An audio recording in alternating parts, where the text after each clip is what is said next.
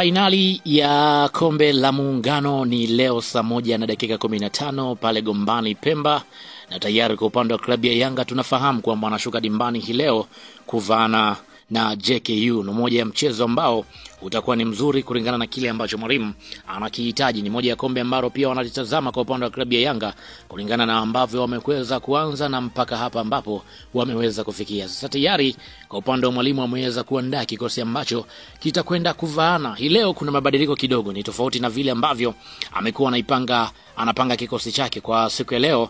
Kwa upande wa mwalimu anaona kwamba kuna kitu hasa ambacho anaweza akakihitaji kwenye mchezo huu. Sasa kwenye upande wa golini yupo golikipa Djigui Diarra. Tunafahamu kwa upande wa Djigui Diarra ni kipa nambari 1 ndani ya klabu ya Dar es Salaam Africans, ni kipa tegemeo ndani ya klabu ya Yanga mwenye uwezo mkubwa wa kuweza kuokoa mashuti na kuanzisha mashambulizi kwa pasi ndefu. Ni mmoja mchezaji ambaye amekuwa ni muhimili mkubwa ndani ya kikosi. Wakati huo pia Israel Patrick Mwenda yuko kwenye upande wa beki ya pembeni kulia. Kwa upande wa Israel Patrick Mwenda tunafahamu ni beki mwenye utulivu wa hali ya juu, lakini pia na uwezo mzuri wa kushambulia. Hata pale ambapo anakutana na foul basi amekuwa na uwezo wa kuweza kufunga. Ni mmoja beki ambaye amekuwa yuko na utulivu kwa mechi za hivi karibuni.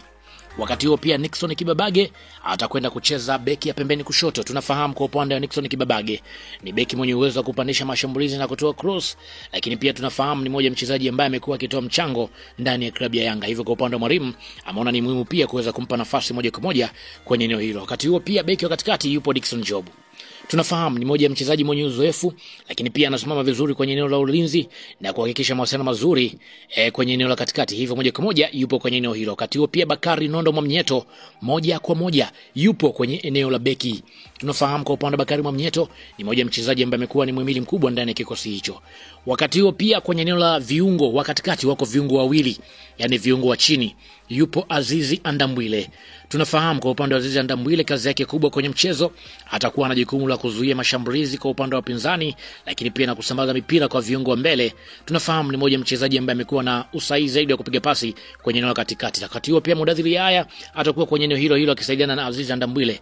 Tunafahamu ni kiungo mwenye uwezo wa kushambulia na kutengeneza nafasi, lakini pia anasaidia kuunganisha kwenye eneo la safu ya kiungo kwa upande wa klabu ya Yanga.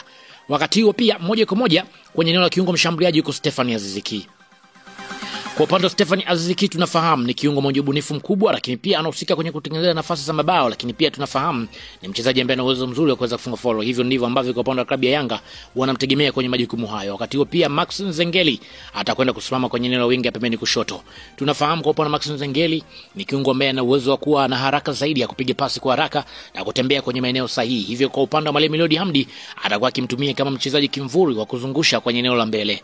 Wakati huo pia Jonathan Ikangarombo moja kwa moja atasimama kwenye eneo la winga pembeni kushoto. Kwa upande wa Kingarombo tunafahamu ni mmoja mchezaji ambaye ana speed, lakini pia na uwezo wa kuwapita mabeki ambao wanakuwa na uwezo ambao kama hivyo wa kawaida, lakini yeye kwa upande wake anaonyesha utulivu wa hali ya juu na namna ambavyo anafika kwenye eneo la mbele. Wakati huo Clement Mzize moja kwa moja atasimama kwenye eneo la kushambulia. Kwa upande wa Mzize tunafahamu ni mshambuliaji ambaye ana jicho la kufunga. Hivyo kwa upande wa mwalimu atakuwa akimtegemea kwenye eneo hilo Mzize akiwa anakaa kwenye nafasi na kuweza